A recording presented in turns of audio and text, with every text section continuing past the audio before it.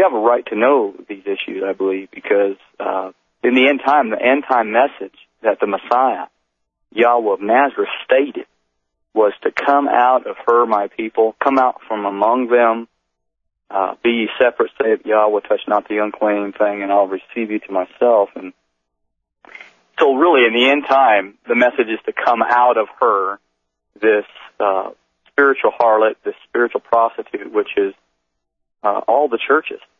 I don't care what denomination you refer to yourself as, or non-denomination you refer to yourself as, with all due respect.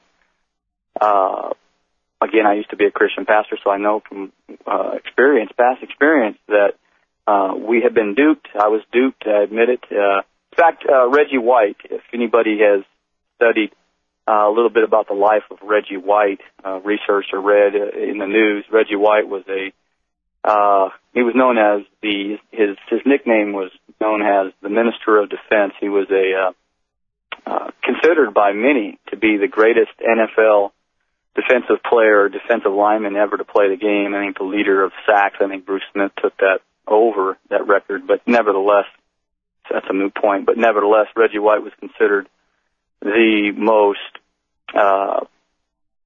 ferocious defensive player of all time. But at the very end of his life, he died at 43 just a couple of years ago. I got a chance to interview him in 2000 when I was in Minnesota while the Vikings and the Carolina Panthers, that was Reggie White's last team, was the Carolina Panthers.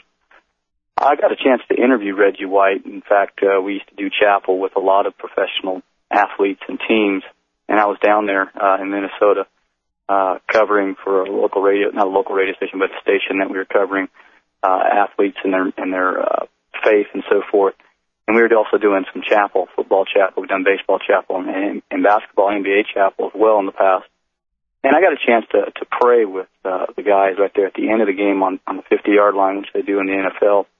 And that was my first ever NFL coverage or event that I ever had a chance to cover. And I got a chance to meet with Reggie White during the prayer, and then after in the locker room. I interviewed him for about 10 or 15 minutes. I'll have to dig that interview up sometime. Maybe we can play it here on RBN. But that was in about 1999-2000, Reggie White's last season. But towards the end of Reggie White's life, the last 4 years or so, 5 years of Reggie White's life, in his last season with the Carolina Panthers, that year I interviewed him, he had an incredible transformation. That a lot of what he espoused as a Christian, no longer in his heart of hearts, he believed that was true anymore. He believed that the church system was fraudulent. Towards the end of his life, he began to study the Torah, and he began to translate the Torah. And many don't know about this, but do a Google search on Reggie White. Type in Reggie White Torah, 3 words on a Google search, and you'll find out a little bit more about what Reggie White believed towards the end of his life.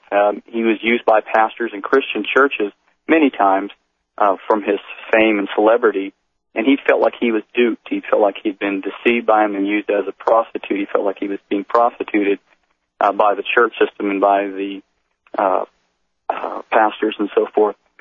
But I respect the man. I remember speaking with him just one-on-one, praying with him, and it's amazing because he actually came out of the church system, came out of Christianity, and began to study the Torah and live the Torah. And he began to realize that the church system was a substitute, was not the original faith of the apostles in the New Testament. He didn't convert to Judaism either, folks, so get that out of your head if you're thinking that.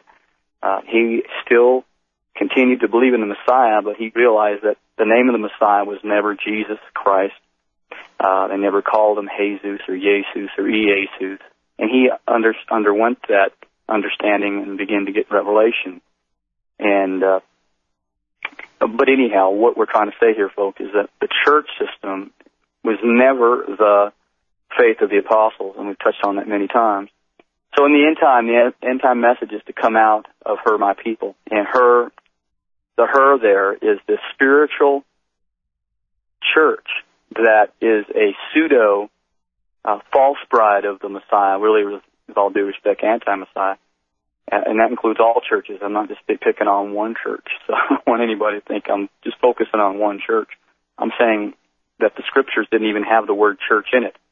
Originally, the first English Bible, we touched on this many times here on the Repair of the Breach broadcast on RBN, that the word church wasn't even in the first English Bible, which was put out by John Wycliffe in 1384.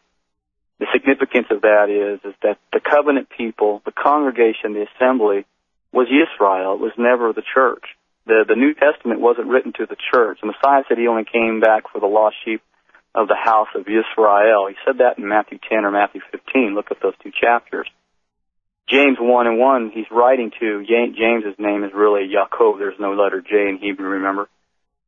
So James or Yaakov writes in the first chapter, first two verses, he's writing to the 12 tribes of Yisrael dispersed. Galatians 6:16 states, peace be upon those who walk according to this rule, upon the true Israel, or upon the Israel of Yahweh. So whenever you see God or Lord or Jesus or Jehovah, keep in mind the name of Yahweh was there originally. We're just repairing the breach again. So the key point is that the renewed covenant is from Matthew to Revelation. Folks, the Messiah came only for the lost sheep of the house of Israel, to restore, to renew, to redeem, and to revive Yisrael, not to create a new mystery religion called the church system, because church goes back to circle, which is a female pagan deity in Greek mythology. Apollo, or Asclepius' granddaughter, her name was Circe, C-I-R-C-E. That's how you get the word circle. That's how you get the word church, because people go around in circles from church to church, and it becomes like a circuit. Hence, it looks like a circus. That's how that word Circe really does etymologize or come from. Then there comes a warning, calling soldiers to war. But half of them were sleeping, the other half ignored.